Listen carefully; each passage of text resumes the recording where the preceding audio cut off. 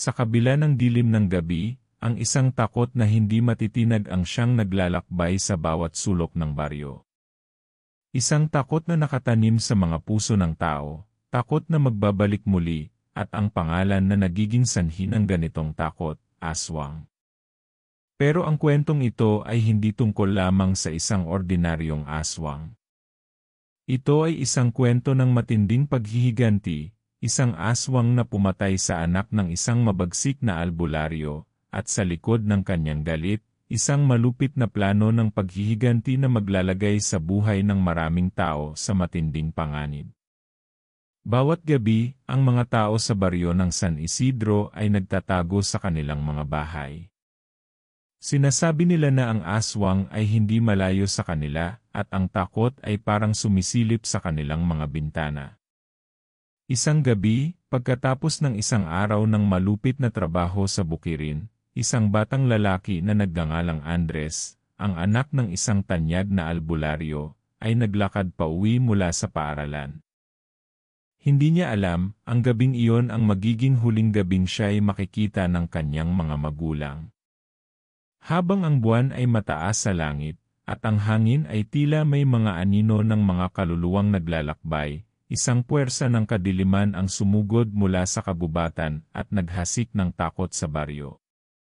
Hindi ito ang unang pagkakataon na ang pangalan ng albularyo ay naging tampulan ng mga kwento at kababalaghan sa buong lugar.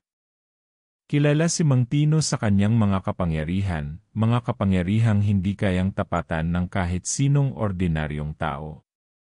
Siya ay may kakayahang magpagaling, magbala ng masamang espiritu, at mapigilan ang mga nilalang mula sa dilim. Ngunit, tulad ng maraming kwento ng mga manggagamot at albularyo, may mga hindi nakikitang kaaway na nagtatago sa dilim, mga nilalang na nagmamasid, naghahanap ng pagkakataon upang maghiganti. Isang gabi, naglalakad si Andres pauwi, nang bigla na lang siyang mawalan ng malay. Tinutukso siya ng mga nilalang mula sa dilim, mga mata na tila nagmamasid sa bawat hakbang niya. Nang magising siya, matutuklasan niyang ang kanyang mga magulang ay nawawala, at siya'y tanging isa na lamang sa mga saksi sa isang madugong kwento ng paghihiganti. Ito'y isang kwento ng kasaysayan ng mga nagtalunan sa dilim, ng mga nilalang na hindi nakikita ng mga mata ng tao, ngunit patuloy na nararamdaman sa bawat sulok ng kanilang buhay. Isang kwento ng isang aswang na may layuning pumatay at maghiganti sa isang pamilya ng mga albularyo. Ngunit bakit nga ba siya nagalit? Ano ang ginawa ng pamilya ng albularyo kay aswang upang magdulot ng ganitong pagnanasa? Mayroon bang matinding lihim na nakatago sa likod ng madugong pagpatay sa batang Andres? Puno ng hiwaga ang kwento ng aswang na ito, at hindi natin alam kung ano ang mga mangyayari sa mga susunod na araw. Habang ang bawat patak ng ulan ay bumabalot sa baryo ng San Isidro, tila ba ang dilim ng gabi ay magiging saksi sa isang mas malupit na laban, ang laban ng mga albularyo at aswang, na nagsimula ng magtagpo.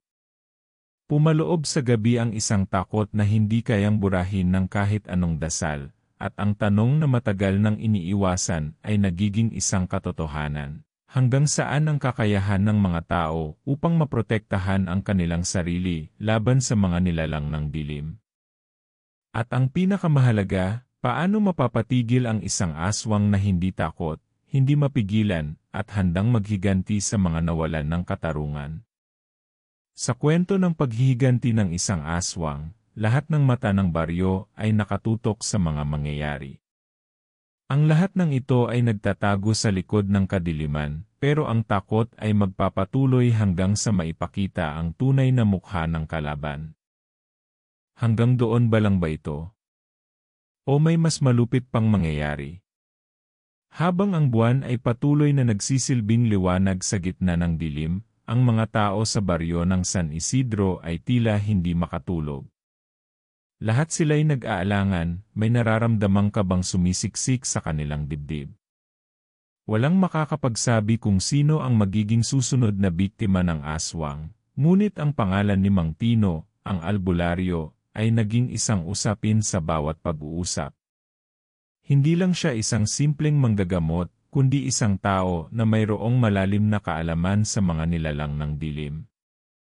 Si Mang Tino ay isang taong hindi basta-basta tinatablan ng takot, kaya't maraming nagsasabi na siya lang ang kayang tapusin ang mga aswang na tumatambay sa kanilang baryo. Ngunit si Mang Tino ay may mga kalaban, mga tao na hindi siya matanggap, mga nilalang na hindi matanggap ang kanyang kakayahan. Sa mga lihim ng nakaraan, may mga alingawngaw na nagsasabing may isang aswang na minsang pinatay ni Mang Tino. Isang nilalang na hindi nakaligtas sa mga kamay ng albularyo. Ngunit ang nangyaring iyon ay matagal nang nakalimutan, o iyon ang pinaniniwalaan ng karamihan. Ang masaklap na bahagi ng lahat ng ito ay hindi nila alam na ang aswang na iyon ay may pamilya, at ang pamilya na iyon ay may planong gumanti. Si Andres, ang anak ni Mang Tino, ay hindi pa batid ang mga alingawngaw na ito. Isa siyang batang puno ng buhay, mapagmahal sa kanyang pamilya, at hindi pa nakakaranas ng malupit na mundo ng kababalaghan. Siya'y madalas maglaro sa ilalim ng araw at magsalita ng mga kwento tungkol sa mga nilalang ng kanyang ama, ngunit hindi pa siya handa sa kung anong naghihintay sa kanya. Minsan, binabanggit ni Mang Tino kay Andres ang mga turo tungkol sa mga aswang at kung paano nila dapat ipagtanggol ang kanilang pamilya laban sa mga ito. Wala pa sa isipan ng bata ang tunay na kahulugan ng mga salitang iyon. Iniisip lang niya na isang biro o kwento ng matatanda. Subalit isang gabi, nang siya'y maglakad pa uwi mula sa paaralan, nagsimula na siyang maramdaman ang kakaibang presensya sa paligid. Ang mga punong kahoy sa kabubatan ay tila may mga mata na nakatingin sa kanya. Habang siya'y dumaraan sa madilim na bahagi ng daan, ang hangin ay nagsimulang magbago, naging mabigat at malamig. Ang kalikasan na dati puno ng buhay ay tila naging tahimik, ang mga hayop ay hindi na umaawit, at ang bawat yapak ni Andres ay parang sumasabay sa isang ritmong hindi niya kayang kontrolin. Hindi nagtagal, narinig ni Andres ang isang hindi maipaliwanag na tunog, isang mahinang halakhak na nagmumula sa isang malalim na bahagi ng kagubatan. Hindi siya sigurado kung siya ba ay nagkakamali, pero alam niyang hindi ito ordinaryong tunog. Isa itong tunog ng takot, isang tunog ng isang nilalang na naghahanap ng isang pagkakataon upang sumalakay. Napansin niyang parang may mga anino na gumagalaw sa gilid ng kanyang paningin. Paglingon niya, wala naman siyang nakita, ngunit ang pakiramdam na siya ay sinusundan ay hindi mawala-wala. Dahil sa takot, sinubukan ni Andres na magmadali pa uwi. Habang siya'y naglalakad, naramdaman niyang may kakaibang presensya na sumusunod sa kanya. Parang may nagmamasid, may mga mata na nagbabalik ng hindi mabasag na titig mula sa dilim. Nang makalapit na siya sa bahay, bigla na lang siyang nawalan ng malay. Nang magising siya, ang paligid ay tahimik, masyadong tahimik na para sa isang bata na natutulog sa kanyang kwarto. Walang makapagpaliwanag kung ano ang nangyari kay Andres nang siya'y mawala. Si Mang Tino at ang kanyang asawa ay naghanap sa buong baryo, ngunit ang kanilang anak ay parang sumanib na sa dilim. Walang bakas, walang tanda, at wala ring anumang palatandaan na siya'y nadamay sa isang aksidente. Isang gabi na naglaho si Andres, isang gabi na hindi matukoy ng kahit sino kung ano ang nangyari. Sa bawat pagtatangka nilang maghanap, nagiging mas matindi ang takot ng buong baryo. Habang ang pangalan ni Andres ay patuloy na binabanggit ng mga tao, ang mga kwento ng aswang ay nagsimulang mag-ukit ng isang mas madilim na kahulugan. May mga nagsasabi na ang aswang na pumatay kay Andres ay hindi isang ordinaryong nilalang. Siya ay may malalim na dahilan, isang lihim na bumabalot sa nakaraan ni Mang Tino. Ano ang itinatagong lihim na ito? Bakit ang aswang ay tila nagpapakita lamang ngayon, matapos ang matagal na panahon ng katahimikan? Ang mga tanong ay nagsimula ng magpuno ng isipan ng mga tao, at ang mga kababalaghan na umiinog sa kwento ay nagiging mas mabigat sa bawat araw. Sa mga sumunod na araw, ang baryo ng San Isidro ay naging isang lugar na puno ng takot at pangamba. Habang si Mang Tino at ang kanyang asawa ay patuloy na naghahanap kay Andres, ang mga tao sa paligid ay nagsimulang magduda. Nagkakaroon ng mga hindi maipaliwanag na pangyayari. Isang gabi, isang matandang babae na kilala sa pangalang Aling Rosa ang nagpunta sa bahay ni Mang Tino upang magbigay ng isang hindi inaasahang babala. Walang sinuman ang ligtas mula sa mga nilalang ng dilim, sabi niya nang may panginginig sa boses. Si Andres hindi siya basta-basta nawala. May mga lihim na kailangan malaman. Sa kabila ng mga saloobin ni Mang Tino na tila tinatablan pa rin ng takot, alam niyang hindi na siya maaaring magtago sa nakaraan. Alam niyang may malaking koneksyon ang pagkawala ni Andres sa isang aswang na may galit sa kanilang pamilya. Ipinagpatuloy ni Mang Tino ang kanyang paghahanap, ngunit sa bawat hakbang na ginagawa niya, mas lalo niyang nararamdaman ang presensya ng isang hindi nakikitang kalaban. Kasama ang kanyang asawa, nagsimula silang maghanap sa mga liblib na lugar, sa mga kabubatan kung saan pinaniniwalaan nilang nagtatago ang mga aswang, at sa mga lumang kuweba na madalas binabanggit sa mga alamat. Habang si Mang Tino ay abala sa paghahanap, ang iba pang mga residente ng baryo ay nagsimulang mag-isip ng kanilang sariling mga paraan upang maprotektahan ang kanilang mga pamilya. Si Tita Eling, isang matandang mangukit ng kahoy, ay nagsimula ng magtahi ng mga amulet at mga anting-anting, pinaniniwalaan niyang makakatulong sa pagtaboy sa mga aswang. Hindi lang si Andres ang maaaring maging target, anya sa isa sa mga gabi ng kanilang pag-uusap. Ang mga aswang ay hindi nagpapatawad. Kapag naghanap sila ng isang biktima, walang sinuman ang ligtas. Kahit si Mang Tino ay nagsimulang magtago ng mga amulet sa bawat sulok ng kanyang bahay, nakaramdam siya ng isang kakulangan ng kapayapaan. Ang kanyang puso ay puno ng pangamba, hindi lamang para sa kaligtasan ng kanyang pamilya, kundi para sa buong baryo. Habang patuloy na naghahanap si Mang Tino sa mga lugar ng mga aswang, nagsimula siyang matuklasan ang mga lihim na hindi pa niya alam, mga kasaysayan ng mga albularyo na nakalaban ng mga nilalang mula sa dilim, at mga huling sandali ng mga pamilyang naglaho sa hindi maipaliwanag na paraan. Ngunit may isa pang bagay na nagpatindi sa takot ni Mang Tino, isang lihim na hindi niya kayang baliwalain. Ang pangalan ng aswang na nagdulot ng lahat ng ito ay hindi bago sa kanya. Noong nakaraan, si Mang Tino ay nakipaglaban sa isang nilalang na nagngangalang Agat, isang aswang na ipinanganak mula sa isang sumpa ng paghihiganti. Si Agat ay dating isang tao, isang batang babae na ipinagkanulo ng kanyang sariling pamilya at ginawang nilalang ng dilim. Ngunit hindi tulad ng ibang aswang, si Agat ay may kakaibang galit na kumapit sa kanyang kaluluwa. Isang galit na nag-ugat sa matinding pagnanasa na makapaghiganti sa lahat ng mga taong nagdusa sa kanyang kamay. Nagkakaroon ng mga tanong si Mang Tino sa kanyang isipan, bakit muling bumangon si Agat? Ano ang koneksyon ng batang si Andres sa lahat ng ito? Hindi ba't natapos na ang lahat ng galit ni Agat noong siya ay napatay ni Mang Tino?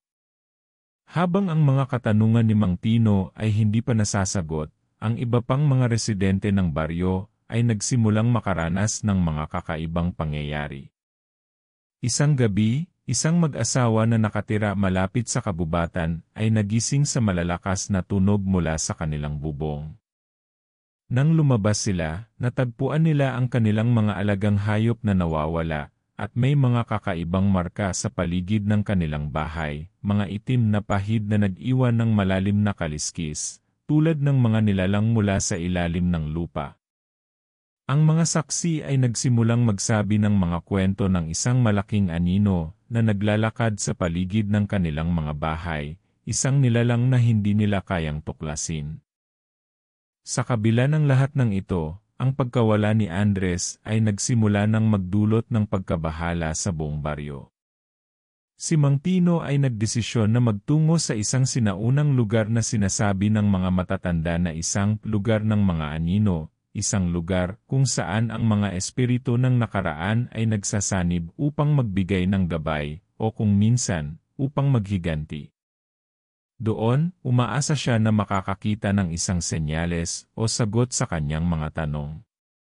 Ngunit sa bawat hakbang na tinatahak niya patungo sa lugar na iyon, pakiramdam niya'y may mga mata na nakatingin sa kanya mula sa dilim, at ang takot na siyang matagal niyang iniwasan ay muling sumik sa kanyang puso. Habang si Mang Tino ay patuloy sa kanyang paghahanap, hindi na maiwasang mag-isip ang iba pang mga tao sa baryo. Baka ba si Agat ang may hawak ng lahat ng ito? Baka ba si Agat ang naghihiganti sa pamilya ni Mang Tino? O may mas malalim pang dahilan na nagiging sanhi ng kalituhan at takot na nagsisilbing ulap sa buong baryo? Sa bawat hakbang ni Mang Tino at ng iba pang mga tao, ang dilim ay patuloy na lumalapit, at sa gitna ng lahat ng ito, ang tunay na mukha ng kalaban ay nagsisimula ng magpakita. Ngunit may mga tanong na nananatiling walang sagot. Ang takot ay patuloy na gumugol sa baryo ng San Isidro, at habang si Mang Tino ay abala sa paghahanap ng sagot sa pagkawala ng kanyang anak, nararamdaman niya na ang oras ay nagsisimula ng magtakda ng matinding hamon. Ang dilim ay tila hindi malalabanan, at ang mga aswang na hindi matukoy ay patuloy na lumalapit. Sa gabi ng isang ulan, habang ang hangin ay tila sumisigaw sa kanyang pandinig, nakatanggap si Mang Tino ng isang liham na tila mula sa isang hindi kilalang tao. Nang binuksan niya ito, isang pangako ang bumangon mula sa bawat salita, "Huwag mong subukang iligtas ang iyong anak, Mang Tino. Siya ay bahagi na ng dilim.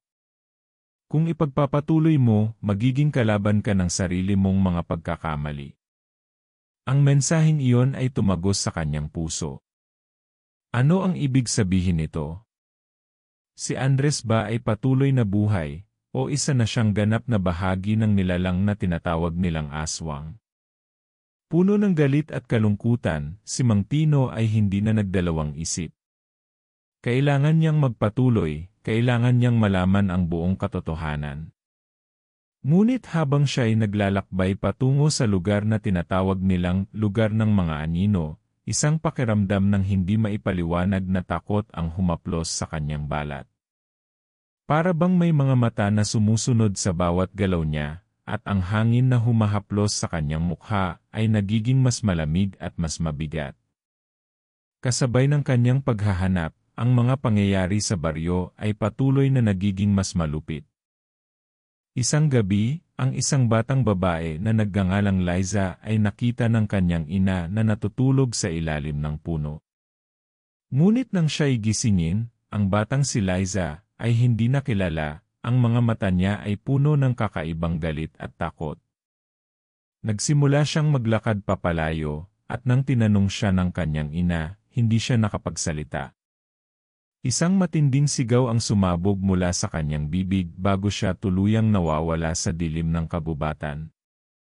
Ang mga pangyayaring ito ay nagpatibay ng isang teorya. Ang mga aswang ay hindi lamang basta nilalang mula sa dilim. Sila'y may kakayahang mag-ukit ng mga bagong alingawngaw sa buhay ng mga tao, upang manipulahin sila at gawing kanilang mga alipin. Si Andres, si Liza, lahat ng mga batang nawala ay maaaring nagiging bahagi ng isang mas malupit na laro ng mga nilalang na walang kaluluwa. Habang ang mga tao sa baryo ay nagsimulang magsalita ng kanilang mga hinala, nagpatuloy ang bawat isa sa kanilang pangarap ng kaligtasan. Ngunit ang takot na dulot ng mga pag-alis ng mga bata ay tila nagbigay daan para sa isang mas malupit na pangyayari. Si Mang Tino, na patuloy na naglalakbay sa kabubatan, ay napagdesisyonan na pumunta sa isang nakatagong dambana, isang lugar na ipinagbabawal ng mga matatanda. Dito, sinasabing matatagpuan ang pinakamalalim na lihim ng mga nilalang mula sa dilim, at maaaring mabago ang kapalaran ng sinumang maglakas loob na maghanap. Nang dumating siya sa dambana, naramdaman niya ang presensya ng isang makapangyarihang nilalang. Isang hiyaw ang sumabog mula sa mga puno, at sa loob ng kanyang mga mata ay tumagos ang isang lihim na pwedeng magbago ng kanyang buhay magpakailanman. Habang ang madilim na lugar ay naging mas mahirap tahakin, may nakita siyang isang anino na dahan-dahang lumapit. Hindi niya ito nakita ng buo, ngunit naramdaman niya ang hangin na nagmumula sa direksyong iyon. Si Agat, ang aswang na matagal nang itinago ng kanyang nakaraan, ay naroroon, hindi masyadong nagpakita, ngunit ang mga mata ng kalaban ay umaagos sa bawat hakbang ni Mang Tino. "Pumunta ka dito, Mang Tino," ang boses na bumangon mula sa dilim ay sumabog sa kanyang pandinig, "dahil dito magtatapos ang lahat ng iyong kasalanan. Pumunta ka, at makikita mo ang anak mong tinalikuran mo. Wala ka nang magagawa." Habang ang boses ni Agat ay patuloy na sumasabay sa hangin, napansin ni Mang Tino na ang bawat salitang binibitawan nito ay tila may kasamang sakit at galit. Hindi na ito isang ordinaryong laban ng kabutihan laban sa kasamaan. Ito ay isang laban ng pagkakasala at paghihiganti, at si Agat ay mayroong mga kwento ng nakaraan na tanging siya lamang ang nakakaalam. Sa kabila ng mga salitang iyon, hindi nagpatinag si Mang Tino. Pinilit niyang magpatuloy, naglakad ng mas mabilis at hindi tinatalikuran ang kanyang misyon, ang makahanap ng sagot at muling magkaisa sa kanyang anak. Ngunit habang ang dilim ay lumalapit, ang bawat hakbang ay mas nagiging mahirap at mas matinding pagsubok. Kasama ng bawat patak ng ulan na bumabagsak mula sa langit, ang takot ay tila mas nagiging buhay, at si Mang Tino ay isang hakbang na lamang mula sa isang katotohanan na magbabago sa lahat. Ang pag-asa ay kumukupas, ngunit ang lihim na matagal nang nakatago ay may isang huling sagot na magbubukas sa lahat ng pinto ng takot at paghihiganti. Habang patuloy na humahapdi ang bawat hakbang ni Mang Tino sa madilim na kagubatan, ang hangin ay tila nagiging mas mabigat. Ang mga puno ay nagbabalik ng mga anino, at sa bawat iglap ng liwanag mula sa isang maliliit na bituin sa langit, parang isang laro ng mga mata ang ginugol ng kalikasan. Sa kabila ng lahat ng takot na sumisingit sa kanyang puso, hindi huminto si Mang Tino. Ang mga banta ni Agat, ang aswang na matagal nang itinago ang kanyang galit, ay nagsimula nang magbago ang kahulugan. Hindi lang isang simpleng laban ng buhay at kamatayan ang nangyayari. Nais ni Agat na ipakita ang isang lihim na matagal nang tinatago, isang lihim na ang mga mata ni Mang Tino lamang ang magbubukas. Nagpatuloy si Mang Tino, umaasang malalampasan ang mga hadlang na dulot ng dilim, ngunit sa hindi inaasahang pagkakataon, isang malakas na hiyaw ang pumunit sa katahimikan ng gabi. Mula sa kabila ng kagubatan, ang tinig ng kanyang anak, si Andres, ay umabot sa kanyang pandinig. "Tatay, tulungan mo ako." Ang boses ni Andres ay puno ng takot, ngunit may kaunting paghati rin. Walang kalaban-laban si Mang Tino. Ang kanyang anak na nawawala ay nagbigay daan sa isang alon ng galit at sakit na hindi pa niya naranasan. Ang liwanag ng buwan ay tila nagiging mas malabo, at ang kadiliman ay nagsimula ng maglakbay patungo sa kanyang mga paa. Habang nagmamadali siyang pumunta sa pinagmulan ng tinig, ang isang pamilyar na imahe ang sumik mula sa mga ulap. Si Agat, ang aswang na may sumpang galit at paghihiganti, ay lumabas mula sa ilalim ng isang matandang puno. Ngunit hindi tulad ng inaasahan ni Mang Tino, hindi ito ang anyo ng isang simpleng aswang. Ang kanyang katawan ay malaki, puno ng malupit na pagkakapaltos, at ang kanyang mata, ang mga mata na pinagmumulan ng matinding galit, ay nakatingin kay Mang Tino na parang pinapahiya siya sa bawat pagtingin.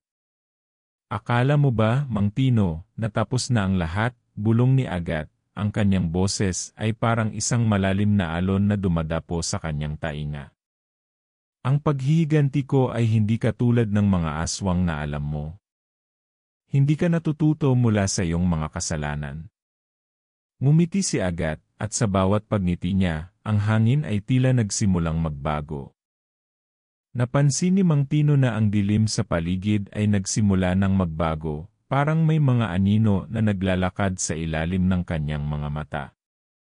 Sa isang iglap, ang lahat ay naging malinaw kay Mang Tino. Si Agat ay hindi lang isang aswang na naghihiganti. Siya ay isang nilalang na nagtataglay ng isang matinding kasaysayan, isang kasaysayan na ang kanyang mga kasalanan sa nakaraan ay bumangon upang magbalik sa kanya. Ngunit ang tunay na lihim na binabalot ni Agat ay isang kasaysayan na konektado sa kanyang anak na si Andres. Ang batang si Andres, na matagal nang nawawala, ay hindi lang naging isang biktima ng mga nilalang mula sa dilim. Siya ay naging bahagi ng isang mas malupit na laro. Si Andres ay nagiging isang alagad ng dilim, isang nilalang na may kakayahang magpataw ng takot at galit sa lahat ng nakakakita sa kanya. Ang pagkawala ni Andres ay hindi isang aksidente. Si Andres ay naging isang bahagi ng mga nilalang ng dilim, isang nilalang na hawak na ng mga kamay ni Agat. Bago pa mag-react si Mang Tino sa mga revelation na iyon, isang pumutok na tunog ang dumating mula sa likuran niya. Lumingon siya at nakita ang isang malupit na itsura ng isang batang lalaki, si Andres, ngunit hindi ang Andres na kanyang nakilala. Ang mga mata ni Andres ay puno ng mapanuring galit, at ang kanyang katawan ay tila pinagmumulan ng malamig na enerhiya. Isang nakakatakot na ngiti ang sumik mula sa mukha ni Andres, na parang wala na siyang koneksyon sa mga magulang na minsan ay minahal siya. "Papa, hindi ko na kayo kilala," ang sinabi ni Andres, ang boses na may kasamang pagpapatawa na hindi normal para sa isang bata. "Ang dilim ang magtataglay sa akin. Hindi ko na kayo kayang isalba." Ang galit ni Agat ay naging galit ko na rin. Ang mga salita ni Andres ay tumagos sa puso ni Mang Tino, at sa bawat tunog ng kanyang anak, parang may punit na sumabog sa bawat himaymay ng katawan niya. Hindi siya makapaniwala na ang batang minahal niya ay nagbago at naging bahagi ng kasaysayan ng paghihiganti ni Agat. Ngunit bago pa siya makapag-isip ng mga susunod na hakbang, nagsimula nang magbago ang takbo ng gabi. Ang dilim ay nagiging mas matindi, at ang mga mata ni Mang Tino ay nagsimulang maglaho sa pagitan ng mga anino. Biglang natigilan siya. Muling sumik ang tinig ni Agat, ngunit hindi ito ang tinig na naisip niyang maririnig. "Si Andres ay hindi na bahagi ng iyong mundo, Mang Tino," anya, "at hindi mo kayang tapusin ang laro ko." Mabilis na lumapit si Agat, at ang mga anino sa paligid ay nagsimula ng sumama sa kanyang katawan. Siya ay magiging bahagi ng mas mataas na layunin, hindi mo kayang pigilan ang kanyang kapalaran. Ang hangin ay parang tinulak siya sa ilalim ng isang malalim na daigdig, at sa bawat paghinga ni Mang Tino, ang kabiguan ay tila nagiging bahagi ng kanyang kaluluwa. Ngunit bago pa niya maabot ang tunay na katapusan ng kwento, nagsimula nang magbago ang lahat. Ang mga tanong na naglalakbay sa kanyang isipan ay naging mas malalim, at ang kanyang puso ay napuno ng isang galit na mas matindi kaysa sa lahat ng naranasan niya. Ang puso ni Mang Tino ay mabilis na pumalo sa bawat paghinga. Ang mga anino na bumabalot sa kanya at kay Andres ay tila nagiging mas buhay, mas nagiging mas malupit. Ang batang si Andres, na ngayon ay ganap ng nahulog sa dilim, ay nakatayo sa harap niya, hindi na ang anak na kanyang inaalagaan, kundi isang nilalang na puno ng galit at puot. Si Agat, ang aswang na matagal nang itinago ang galit, ay nagniningning sa dilim, at ang kanyang mga mata ay parang mga sinag ng malamlam na buwan, naghuhumaling sa lahat ng nakikita. "Hindi mo kayang iligtas si Andres," ang boses ni Agat ay dumadagundong sa kanyang pandinig. "Ang kaluluwa ng iyong anak ay hindi na para sa iyo. Siya'y bahagi na ng mundo ng mga dilim." Habang nagsasalita si Agat, ang kanyang mga kamay ay unti-unting nagbabalot ng enerhiyang parang apoy, na nagsisilibing simbolo ng kanyang kontrol sa lahat ng nangyayari. Si Andres, ang kanyang anak, ay walang kalaban-laban sa dilim, at ang galit na naipon sa kanyang puso ay tumagos sa kanyang bawat galaw. Naglakad si Mang Tino patungo kay Andres, hindi tumitigil kahit na ang kanyang katawan ay tila binabagsakan ng bigat mula sa presensya ni Agat. Andres, anak, kung naririnig mo ako, bumalik ka. Hindi ka nila magagapi. Hindi ka nila magugustuhan, ang kanyang boses ay puno ng pighati at kalungkutan, ngunit ang mga mata ni Andres ay tila wala nang naririnig.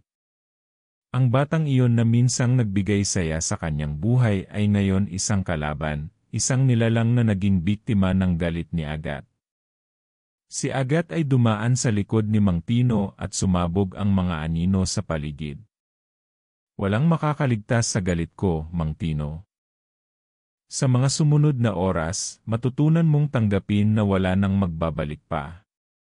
Sa bawat salita ng aswang, ang katawan ni Mang Tino ay nag-umapaw sa takot. Ngunit hindi siya umatras.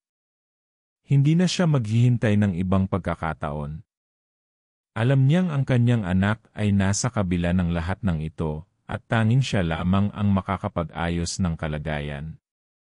Isang iglap ng liwanag ang sumabog sa kagubatan. Tumagos ito sa madilim na paligid, at nagbigay daan sa isang hindi inaasahang pangyayari. Si Andres, na tila nawawala na sa kanyang katauhan, ay humakbang papalapit kay Mang Tino. Ang kanyang mga mata ay nagliliwanag, at sa kabila ng lahat ng galit at sakit, nagkaroon ng isang sandali ng katahimikan. Si Andres ay tumingala kay Mang Tino, at sa isang iglap, nagbago ang kanyang anyo. Tatay, ang boses ni Andres ay halos isang bulong. Ang dilim na bumabalot sa kanyang katawan ay unti-unting naglaho. Si Agat, na nanatiling nakatayo sa likuran, ay napatigil sa mga nangyari. Ano ang ginagawa mo? Siya ay aking kaluluwa, ang sigaw ni Agat. Ngunit si Mang Tino, na ang puso ay puno ng lakas at pagmamahal para sa kanyang anak, ay hindi tumingin kay Agat. Ang mga mata ni Andres ay muling naging normal, ngunit ang galit na nasa paligid ay tila patuloy na naglalaban. Ikaw na ang nagdala ng dilim sa aming buhay, Agat, sabi ni Mang Tino, ang kanyang tinig ay matibay at matapang. Ngayon ay babalik ko ang liwanag sa aming pamilya. Hindi ko papayagan na magtagumpay ka. Ang mga kamay ni Agat ay naging mas malupit at mas matalim, ngunit sa isang hindi inaasahang dalaw, si Andres ay bumulagta sa harap ni Mang Tino, huminto at nagsalita. Tatay, ako'y hindi na makakabalik sa liwanag. Ngunit ang mga mata ni Mang Tino ay hindi kumupas, hindi nagbigay daan sa pagkatalo. Ang kanyang mga palad ay humawak sa kamay ng anak, at sa bawat salitang binanggit niya, isang alon ng lakas ang bumangon mula sa kanyang kaluluwa. Hindi ko hahayaan na maging bahagi ka ng dilim, anak. Hindi ko hahayaan na maging kasangkapan ka ng galit. Magsama tayo laban dito. Matutunan mong labanan ang lahat ng ito, ang kanyang mga mata ay puno ng pagmamahal at tapang. Bago pa magtangka si Agat na maghiganti, ang katawan ni Andres ay nagliwanag ng isang matinding enerhiya. Isang sigaw ang umabot sa buong kagubatan. Ang dilim ay nagbigay daan sa isang malaking liwanag na sumabog mula sa katawan ni Andres, at sa isang iglap, nawala si Agat. Ang lahat ng mga anino, ang mga nilalang na dumapo sa kabubatan, ay naglaho na para bang isang pangarap. Ngunit hindi doon nagtatapos ang lahat. Ang liwanag na nagmumula kay Andres ay nagbago ng lahat. Ang katawan ni Andres, na kalaunan ay muling nagkaroon ng kalayaan mula sa mga dilim, ay nagpakita ng isang porma na hindi matukoy. Hindi siya pwedeng maging isa lang ordinaryong bata, ni isang nilalang mula sa dilim. Si Andres ay naging isang nilalang na may kakayahan na maging tagapagligtas, ngunit sa kanyang mga mata, isang tanong ang nagsimulang bumangon, ang dilim ba ay may kabayaran? Bago pa magtanong ang mga mata ni Mang Tino, si Andres ay nagsalita. Ang lahat ng nangyari, tatay, ay may mga layunin. Ako'y nagbabalik, ngunit ang takot na dulot ng lahat ng ito ay mananatili. Labanan natin ang hindi nakikita.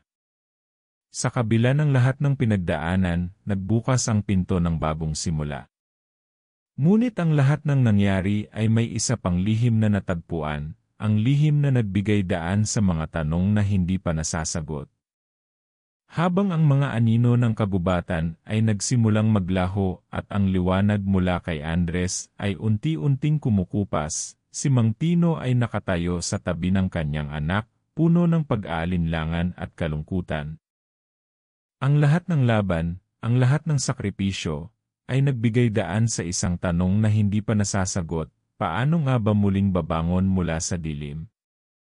Ang sagot ay hindi agad dumating, ngunit ang mga mata ni Mang Tino ay nagsimula ng mahanap ang pag-asa. Andres, ang tinig ni Mang Tino ay halos pabulong, ngunit puno ng determinasyon. Hindi ko alam kung anong klaseng nilalang ka ngayon. Pero ikaw pa rin ang anak ko. Ang pamilya natin, hindi kayang sirain ng kahit ano. Ang mga salitang iyon ay nagbigay lakas kay Andres. Ang liwanag na nagmumula sa kanya ay nagsimulang magbago, parang isang kumikislap na apoy na naglalabas ng init na hindi nakakasakit, kundi nakapagpapalakas. Ngunit sa kabila ng lahat ng kababalaghan at takot na kanilang naranasan, hindi pa tapos ang laban. Si Agat ay naglaho, ngunit may mga bagay na naiwan na hindi kayang alisin ng simpleng pagkatalo. Ang dilim ay nagbigay daan sa mga bagong tanong na kailangan nilang sagutin. Kung si Andres na ay muling nakabalik sa liwanag, ano ang mangyayari sa kanya sa hinaharap? Ang kanyang mga mata, na minsang puno ng innocence, ay ngayon naglalaman ng isang lihim na hindi kayang ipaliwanag. Ikaw ba, Andres, ay makakabalik pa sa buhay na alam natin? Tanong ni Mang Tino, ang pag-aalala ay bumabalot sa kanyang puso. Ngunit hindi sumagot si Andres agad. Tumagal ng ilang saglit, bago siya lumingon kay Mang Tino at mumiti. Ang kanyang ngiti ay hindi maligaya, kundi isang ngiti ng pag-unawa, ng pagkatanggap sa lahat ng nangyari. Tatay, sagot ni Andres, hindi ko na kayang bumalik sa dati. Pero hindi ko rin gustong mawala sa iyo. Kung ang dilim ay nagbigay daan sa mga tanong na ito, marahil ito na ang kailangan kong harapin. Hindi kaila kay Mang Tino na ang anak niyang ito, kahit na muling nakabalik sa liwanag, ay nagdala pa rin ng mga piraso ng madilim na nakaraan sa kanyang kaluluwa. Ngunit alam niya rin na si Andres ay may kakayahan na baguhin ang lahat ng ito. Ang magulang ay hindi laging may sagot, pero ang pagmamahal ay laging may lakas upang magpatuloy. Ang buhay natin, anak, ay hindi palaging magaan. May mga bagay na hindi natin kayang ipaliwanag, at may mga laban na hindi natin kayang tapusin agad, sabi ni Mang Tino, ang kanyang mga mata ay puno ng malasakit. Pero ang lahat ng ito ay may dahilan. Ang galit ni Agat, ang dilim na sumakop sa iyo, lahat ng ito ay nagturo sa atin ng isang bagay, na sa bawat paghihirap may pag-asa. At sa kabila ng lahat ng ito, magkasama tayong lalaban. Si Andres ay hindi sumagot agad, ngunit ang kanyang mga mata ay nagsimulang magliwanag muli, hindi ng takot, kundi ng pagnanais na magpatuloy. Nakita ni Mang Tino ang anak niyang may bagong lakas, isang lakas na nagmumula sa kanyang sariling pagnanais na magbago at lumaban para sa tama. Habang naglalakad sila papunta sa kalikasan, isang bagong simula ang nagsimula. Ang dilim ay hindi na naghahari, at ang kagubatan ay muling nagbukas sa liwanag. Ang mga nilalang ng dilim ay naglaho na, at ang mundo ay tahimik na parang muling nagsimula. Ngunit ang mga aral na natutunan nila, ang mga sugat na nahilom at ang mga tanong na nabuhay, ay nagsilbing gabay sa bagong landas na tatahakin nila. Sa mga susunod na araw, hindi agad nawala ang takot ni Mang Tino. Hindi madaling tanggapin na ang anak niyang minsang nawawala ay nagbago sa isang hindi inaasahang paraan. Ngunit natutunan niyang tanggapin ang lahat ng ito, dahil alam niyang hindi magtatagumpay ang dilim sa isang pamilya na may pagmamahalan at lakas na magpatuloy.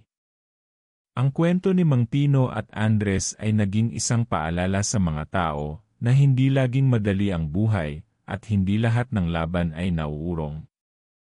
Ang dilim ay may kapangyarihan, ngunit ang liwanag ng pagmamahal at tapang ay laging magtatagumpay.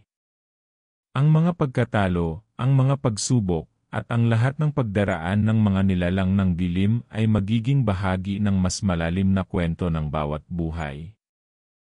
Ang kwento ni Mang Tino ay hindi natapos sa pagkatalo ng isang aswang. Bagkus, ito ay nagbigay daan sa isang bagong pag-asa, at isang pahiwatig na sa kabila ng lahat ng takot at dilim, ang pamilya at pagmamahal ay laging magdadala ng liwanag sa bawat kanto ng mundo. Ang laban ay hindi natapos, sa halip nagsimula pa lang.